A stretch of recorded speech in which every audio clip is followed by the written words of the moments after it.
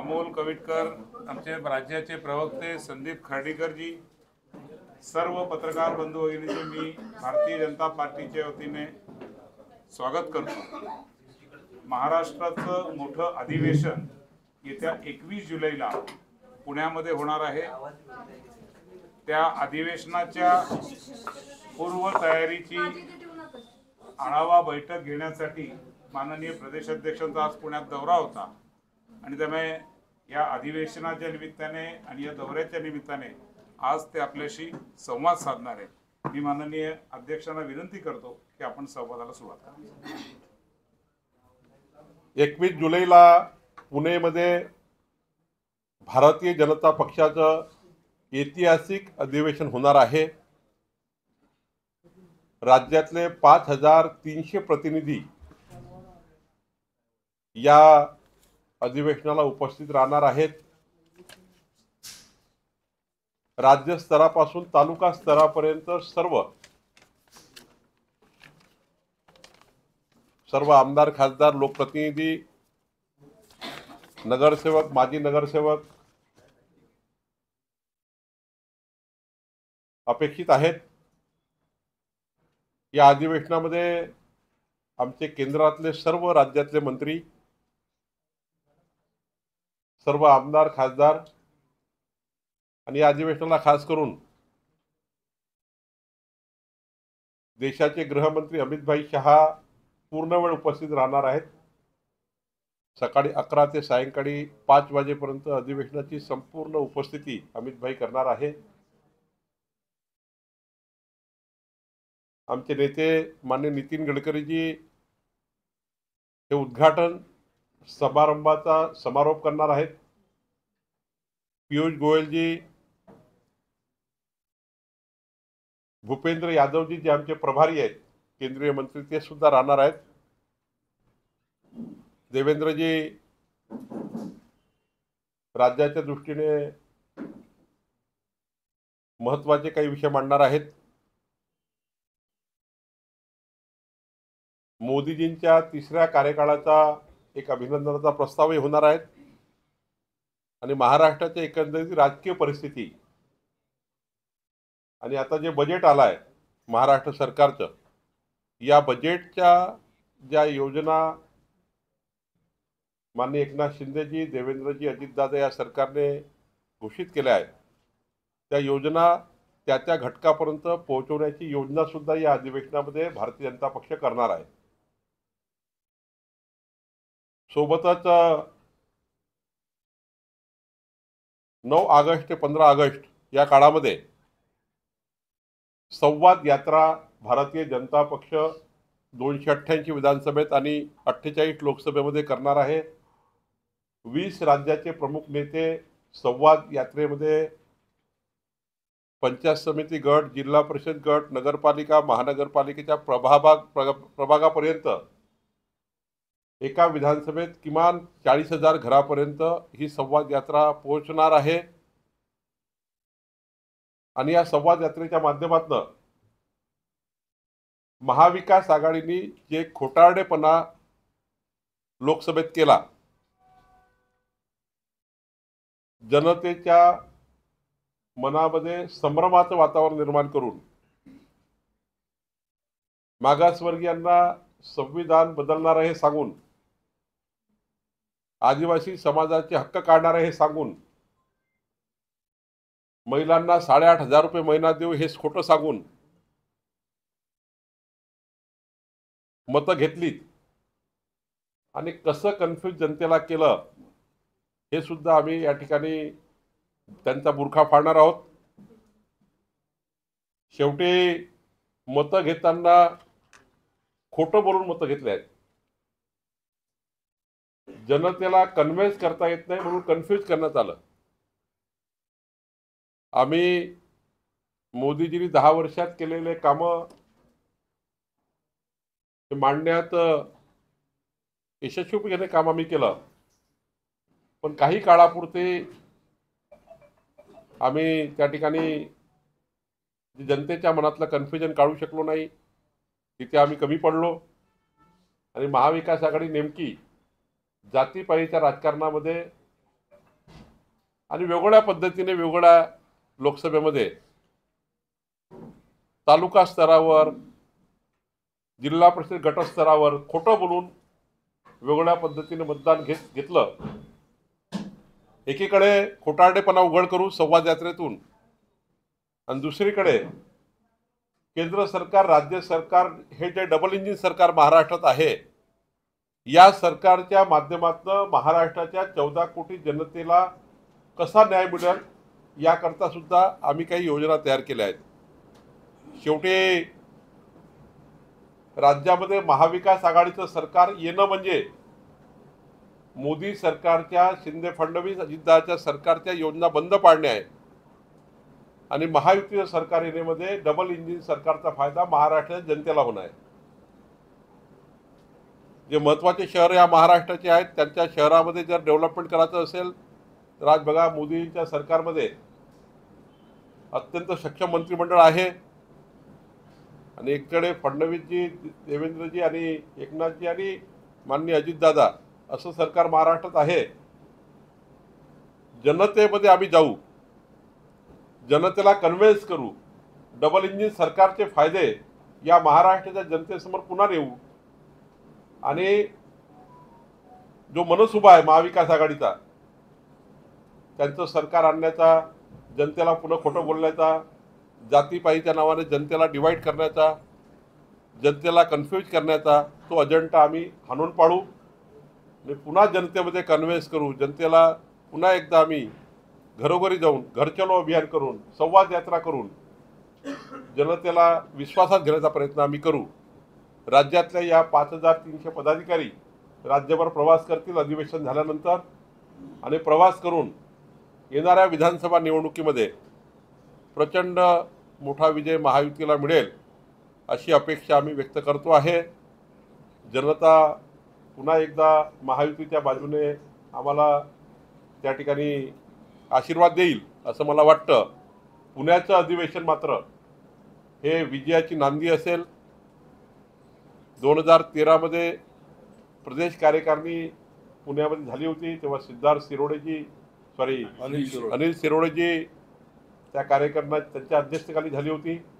आणि 2014 मोठा विजय मिळाला होता. पुण्यनगरी पुणेमध्ये पुन्हा एकदा विजयाचा संकल्प आम्ही करू आणि महायुतीचा विजय आम्हाला मिळेल अशी अपेक्षा जनतेकडून व्यक्त करू.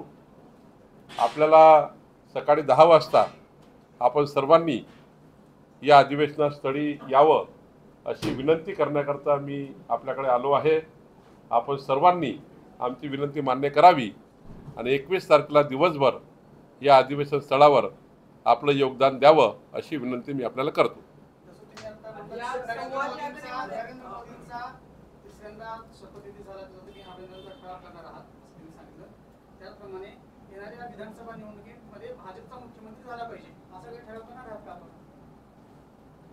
भारतीय जनता पक्षाचा आणि महायुतीचा मोठा भाऊ म्हणून संबंध आहे.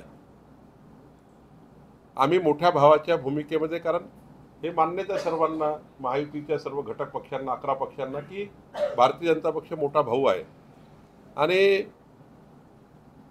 महायुतीमध्ये मोठ्या भावांना अनेक भूमिका निभावाव्या लागतात. कधी लहानपण घ्यावं लागतं, कधी मोठं पण घ्यावं लागतं. पण मुख्यमंत्री कोण होईल याचा निर्णय आमचे केंद्रीय जे आमचे नेते आहेत, मोदीजी आहेत, अमितभाई आहे, नड्डाजी आहे, एकनाथजी आहे, देवेंद्रजी आहेत, अजितदादा आहेत. शेवटी हा विषय काही संघटनेचा नसतो. संघटनेला विजय प्राप्त करण्याकरता काम करावं लागतं.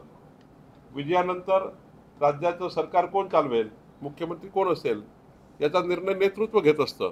त्यामुळं मला वाटतं की हा विषय नेतृत्वाचा आहे, त्यावर मी बोलणं योग्य नाही. कार्यकर्ते जनतेच्या घरोघरी जाऊन राज्याच्या सरकारने, केंद्राच्या सरकारने केलेलं काम मांडणे आणि एक एक मत मिळवणे याकरता संघटना काम करत असतं. आणि सरकार आल्यानंतर, बहुमत आल्यावर या राज्याला 14 कोटी जनतेला न्याय देण्याकरता सरकार स्थापित करावं लागतं. मला वाटतं की पुढच्या काळामध्ये एक मताने निर्णय होईल. महायुती सरकारमध्ये हे महत्त्वाचं आहे, कारण केंद्र सरकार NDAचं आहे आणि मोदीजी प्रधानमंत्री आहे. मोदीजी प्रधानमंत्री असताना महाविकास आघाडीचा जसं उद्धव ठाकरे होते मधल्या काळात 2.5 वर्ष 8 योजना उद्धव ठाकरेंनी बंद पाडल्या होत्या मोदीजींच्या सरकारच्या. मी त्यांचे फाळा वाचणार आहे अधिवेशन काळात कुठल्या कुठल्या योजना उद्धवजींनी बंद पाडल्या. या राज्याला पुन्हा असं होऊ नये पुढचे 4.5 वर्ष. मोदीजी प्रधानमंत्री असताना राज्याचा मुख्यमंत्री जर एनडीएचा असेल तर राज्याला फायदा होईल. जर एक पाय लग्न झालं तर त्या ठिकाणी मोदीजींनी किती योजना पाठवल्या, राज्य सरकारने समजा जर उद्या त्या योजनेला स्वीकार केला नाही तर राज्याचं मोठं नुकसान होईल. आणि म्हणून दोन्हीकडे एनडीए सरकार महत्त्वाचे आहेत आणि त्यातनं मुख्यमंत्री कोण होईल हा निर्णय होईल.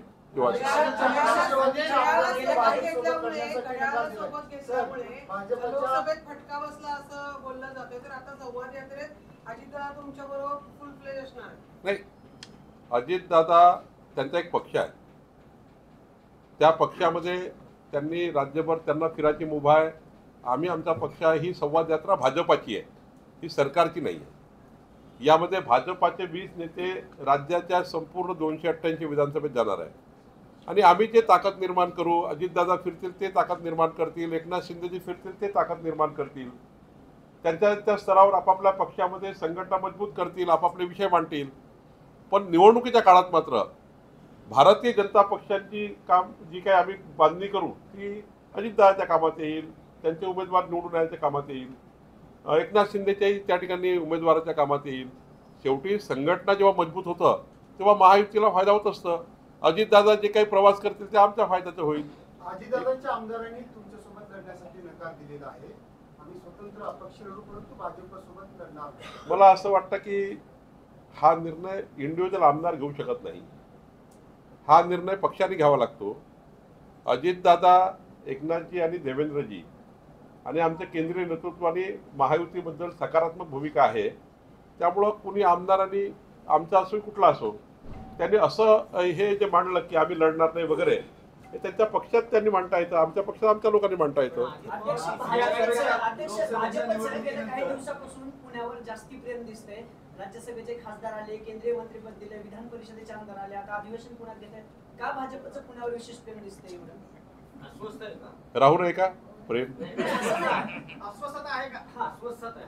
पुणे येथे 21 मतदारसंघाचा जिल्हा आहे, 21 विधानसभेचा जिल्हा आहे आणि 3 खासदारचा जिल्हा आहे. 4 खासदार ना, 3.5 नाही होऊ शकत, 4 खासदारचा जिल्हा आहे.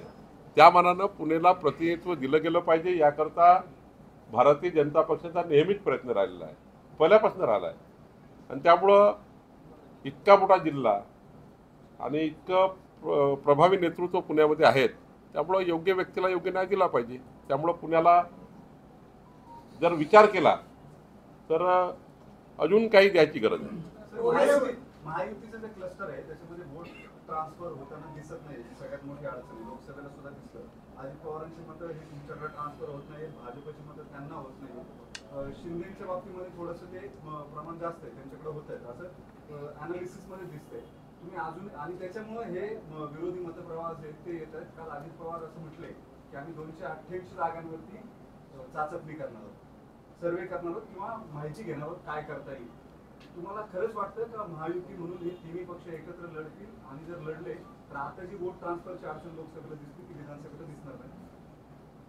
पहिली गोष्ट तर 288 विधानसभेत फिरण्याचा सारखा अधिकार सर्वच महायुतीच्या पक्षाला आहे.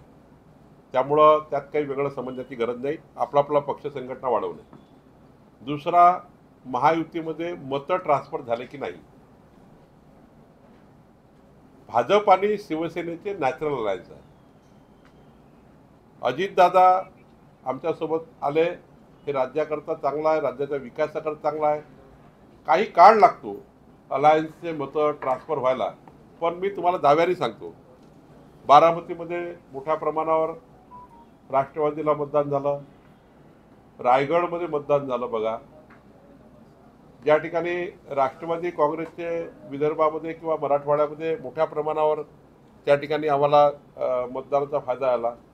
काही ठिकाणी होतं, काही ठिकाणी नाही होत, पण याचा अर्थ असा नाही आहे की त्यामध्ये सारंच त्या ठिकाणी होईल किंवा नाही होणार. युतीमध्ये काँग्रेसमध्ये हीच भानगड आहे, राष्ट्रवादीमध्ये त्यांच्याकडे ही भानगड आहे. अजूनही उद्धव ठाकरेचे मतं काही शरद पवार साहेबांना किंवा काँग्रेसला नाही मिळत आहे. अजूनही उद्धव ठाकरेंना काही त्यांचीही मतं मिळत नाही आहे. शेवटी जे अलायन्सेस आहे त्या अलायन्समध्ये थोडं मतं ट्रान्सफर व्हायला वेळ लागतो. पण विधानसभेच्या निवडणुकीत मात्र छोटी निवडणूक आहे, तिथले नरेटिव्ह वेगळे आहेत, तिथले विषय वेगळे आहेत, तिथले उमेदवार वेगळे आहेत. त्यामुळे त्या त्या भागातले उमेदवार हे ज्या पद्धतीनं अलायन्समध्ये काम करतील, तर मला वाटतं की लोकसभेमध्ये एक प्रकारचं खोटारडेपणा झाला महाविकास आघाडीकडनं. त्या खोटारडेपणामध्ये थोडं आमचे मतं कमी झाले. पण राज्याचा विचार केला तर मागच्या 2019च्या निवडणुकीपेक्षा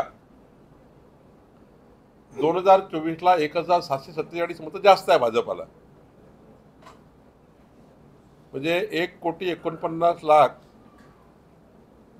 जर विचार केला 12,918 मतं 2019ला आणि आता 1,49,13,000 जवळपास 987 मतं आत्ता आहे. 1700 मतं जास्त मिळूनही आम्हाला 9 सीटवर समाधान मांडावं लागलं आणि त्या काळात आम्हाला 23 सीट मिळाल्या कमी मतं राहूनही. या काळात आम्हाला थोड्या त्या ठिकाणी मतं जास्त मिळाले पण सीट कमी मिळाल्या. त्यामुळे मतं ट्रान्सफर झाले नाही असं काही थोडं म्हणता येणार नाही.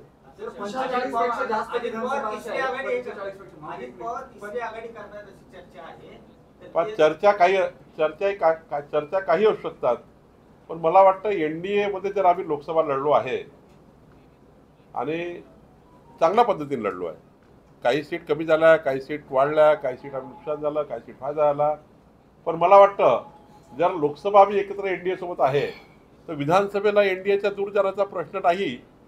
आता कोण काय बोलतं मला माहिती नाही, पण आमचा पक्षाचा मोठा भाऊ म्हणून आम्ही NDAच्या सोबत आहोत, NDA आमच्या सोबत आहे असं आम्हाला वाटतं. 45पेक्षा जास्त विधानसभा अशा आहेत जिथे भाजप, राष्ट्रवादी किंवा शिवसेना राष्ट्रवादी एकमेकांच्या समोर भेटले होते. त्याच्यापैकी एक निवडून आलाय आणि जो पराभूत उमेदवार आहे त्या पराभूत उमेदवाराला त्याची जागा मिळत नाही आता स्पेस. जर महायुतीचं जागा वाटप झालं आणि जिथले आमदार आहेत त्यांनाच जागा द्यायच्या असं ठरलं तर त्या सगळ्यांमध्ये एक अस्वस्थता दिसते. भाजपचेही लोक आहेत, राष्ट्रवादीचेही लोक आहेत आणि शिवसेनेचेही लोक आहेत. महायुतीमध्ये ही गोष्ट खरी आहे की 45 जागा अशा आहेत ज्या ठिकाणी प्रॉबॅबल उमेदवार तिघाहीकडे आहे. राष्ट्रवादीकडे आहे, भाजपकडे आहे, शिवसेनेकडे आहे. ज्या ठिकाणी भाजपाचे आमदार आहेत त्या ठिकाणी प्रॉबॅबल उमेदवार काही अजितदादाकडे आहे, एकनाथजीकडे आहे. पण शेवटी जर राज्याचा विचार केला, NDA जर राज्यामध्ये जर जनतेच्या विकासाकरता महत्त्वाची असेल, राज्याला न्याय देण्याकरता NDA पाहिजे असेल आणि इकडे तर आपल्याला माहिती आहे की केंद्रात मोदी जी आहे, तर मोदी सरकारच्या उद्याच्या संपूर्ण योजना, मोदी सरकारचे येणारे पुढचे विकासाचे मोठ्या प्रमाणाचे प्रकल्प या राज्यात आणायचे असतील तर आपल्याला काही गोष्टी कमी जास्त कराव्या लागतील, काही सीटवर कॉम्प्रोमाइज करावं लागेल, काही कार्यकर्त्यांना एक पाऊल मागे यावं लागेल, काही कार्यकर्त्यांना पुढे जावं लागेल.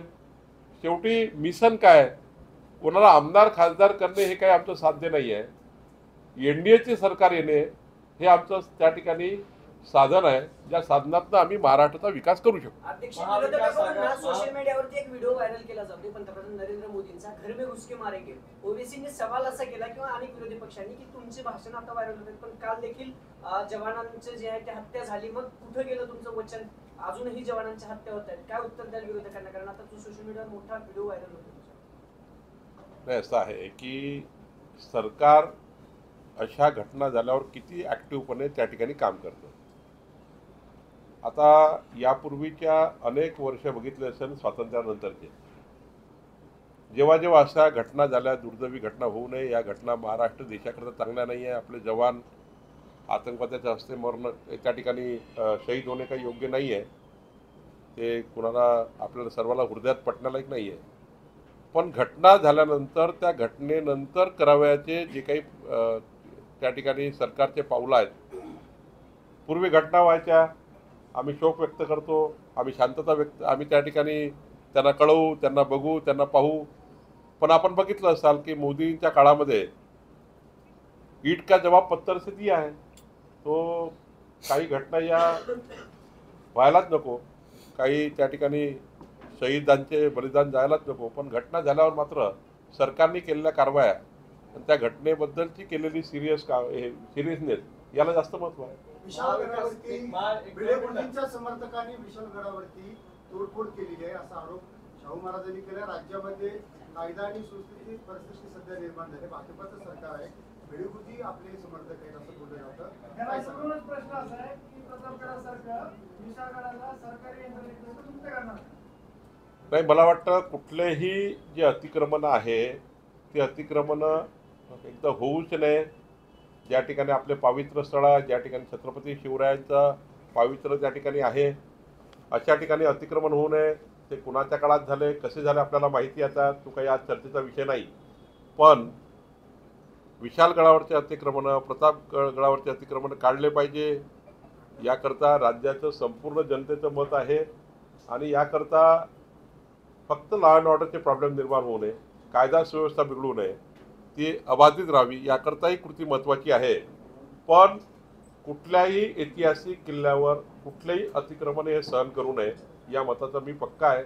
एखाद्या वेळेस माझं व्यक्तिगतही मत आहे की असले अतिक्रमण हे काढलेच पाहिजे आणि आपलं पावित्र्य, आपलं ऐतिहासिक धरोहर आपण जपासल्या पाहिजे. त्याकरता कायदा आणि सुव्यवस्थेची स्थिती जर निर्माण झाली तर राज्य सरकार त्या ठिकाणी योग्य निर्णय घेईल.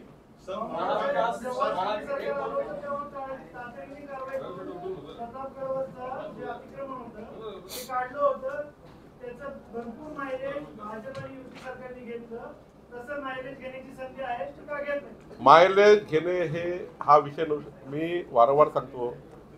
गड किल्ल्याचं रक्षण करणे, गड किल्ल्याला ऐतिहासिक पावित्र्य जपासणे हे काही मायलेजचा विषय राहू शकत नाही.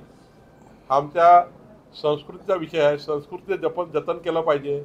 याकरता कुणाला मतं मिळेल, कुणाला नाही मिळणार, याचं मायलेज मिळेल, याच्यात नाही, याच्यात सरकारने राहू नये, आम्ही राहू नये. ऐतिहासिक बाबीचं जतन झालं पाहिजे, ऐतिहासिक किल्ल्याचं, गडकिल्ल्याचं जतन झालं पाहिजे आणि याकरता कोणतीही किंमत, फक्त लॉ अँड ऑर्डरचे प्रॉब्लेम निर्माण करू नये. पण अतिक्रमण मात्र कुठल्याही गडकिल्ल्यावर, ऐतिहासिक किल्ल्यावर, छत्रपती शिवरायांच्या या महाराष्ट्राच्या पवित्र भूमीमध्ये अशा ठिकाणी होऊ नये याची काळजी सरकारने घेतली पाहिजे आणि समाजाने घेतली पाहिजे. सरकार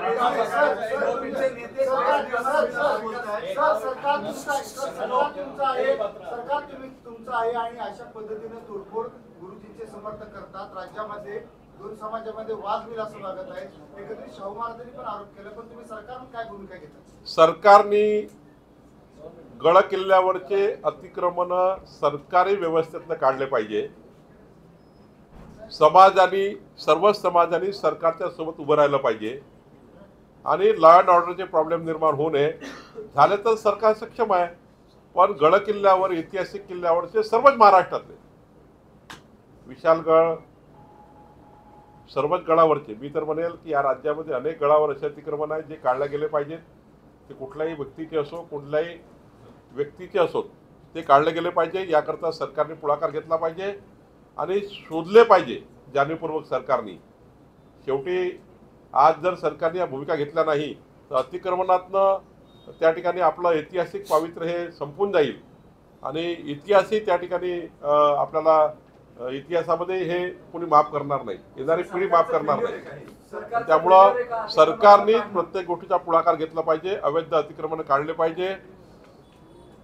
मला वाटतं हे अतिक्रमण आता या इतिहासात जायचं नाहीये, पण सरकारने पुढाकार घेतला.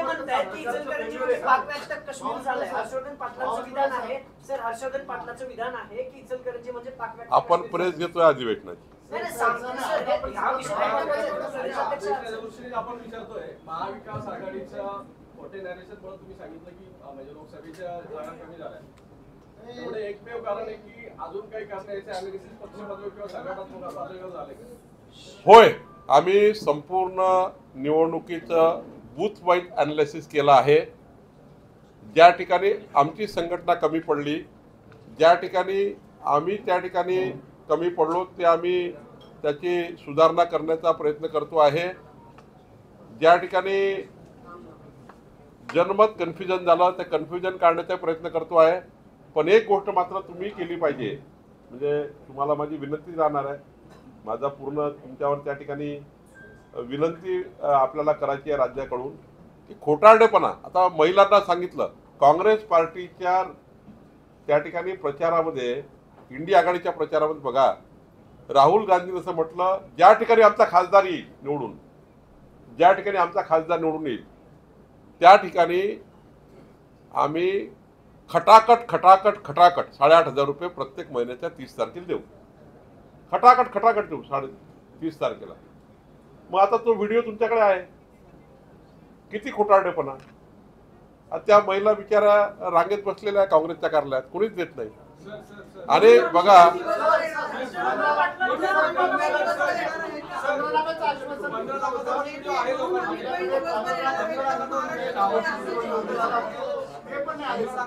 राज्याच्या विकासाचा जर विचार केला, राज्याचा विकासाचा जर विचार केला तर प्रति व्यक्ती मी तेच सांगतो.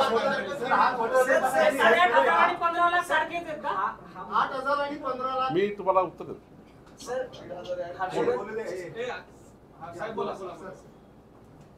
या राज्यामध्ये जर मागच्या 10 वर्षाचा विकासाचा दर पकडला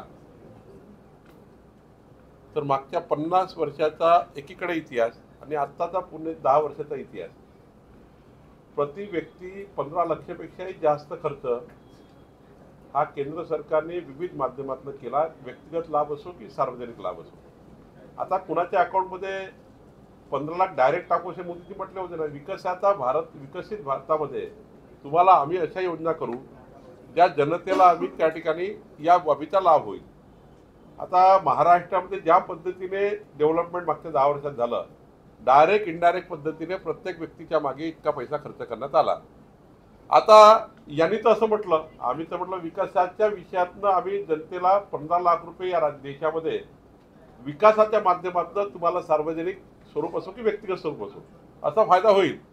आता तुम्ही प्रति मानसी काढलं तर राज्याचा जर विचार केला तर प्रति व्यक्ती या राज्यामध्ये खूप त्या ठिकाणी अशा गोष्टी झाल्या ज्याचा जनतेला फायदा झाला.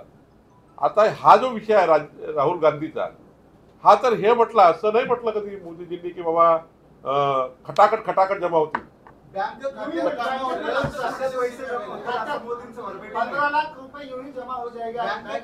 15 लाख डेव्हलपमेंट तुम्ही जरा थोडं काढा व्हिडिओ.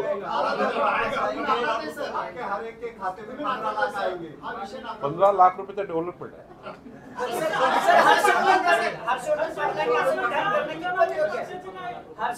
हर्षवर्धन पाटलांनी या सगळ्या बाबतीत असं विधान करणं कितपत योग्य आहे की इचलकरंजी म्हणजे पाक व्यक्त काश्मीर झालं? त्या बोलण्याच्या त्यावेळेच्या भावना काय होत्या त्याबद्दलचा विचार करावा लागेल. पण कुठल्याही व्यक्ती जेव्हा एखादं भाषण देतो त्या भाषणावेळी कुणाच्या भावना दुखावणार नाही किंवा कुणाच्याही व्यक्तिगत स्वरूपाने कुणाच्याही त्या ठिकाणी अवहेलना होणार नाही याची काळजी आपण सर्व घेतो. मला वाटतं हर्षवर्धन पाटील जे काही बोलले आहे तेव्हा त्या भाषणाचा रोग काय होता, त्या भाषणामध्ये त्यांनी कुठल्या पद्धतीने बोलले, त्यावेळेस काय परिस्थिती होती, काय कुठल्या विषयातून ते बोलले हे जरा बघावं लागेल. तुम्ही लोकसभेला 405चा नारा दिलेला होता, तर विधानसभेला तुमचा किती पारचा असणार नारा? 200 + 250 काय असणार? सांगा ना. याला जोडून प्रश्न असा आहे, असं चिंतन एवढं गंभीर होतं का केलेलं की ज्याला थेट अमित भाईंना तुम्हाला बोलवायला बोल कुठे नाही चिंतन शिबिर नाही आहे. नाही चिंतन नाही आहे. हे महाअधिवेशन जे आहे ते महाअधिवेशन हे मोदींचं तिसरं जे प्रधानमंत्री म्हणून सरकार आला आहे त्या सरकारचा एक अभिनंदन प्रस्ताव आहे. आणि आमच्या सरकार राज्य सरकारने जे काम या बजेट मांडलं गेलं त्या बजेटचा एक अभिनंदन प्रस्ताव आहे. आणि येणाऱ्या विधानसभेच्या निवडणुकीमध्ये या पुण्यनगरीतनं तुमच्या सर्वांची ऊर्जा, तुमची ऊर्जा आमच्या महाराष्ट्राच्या कार्यकर्त्याला मिळावं याकरता हे अधिवेशन. अमित भाई साधारण कुठल्याही जेव्हा प्रदेश अधिवेशन जातात ते दिवसभर राहतात.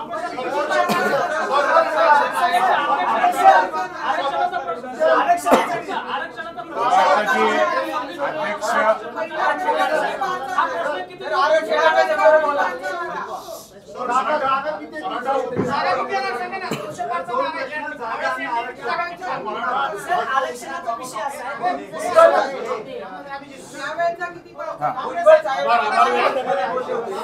त्याच्यामध्ये मी तुमच्या अध्यक्ष आपल्याला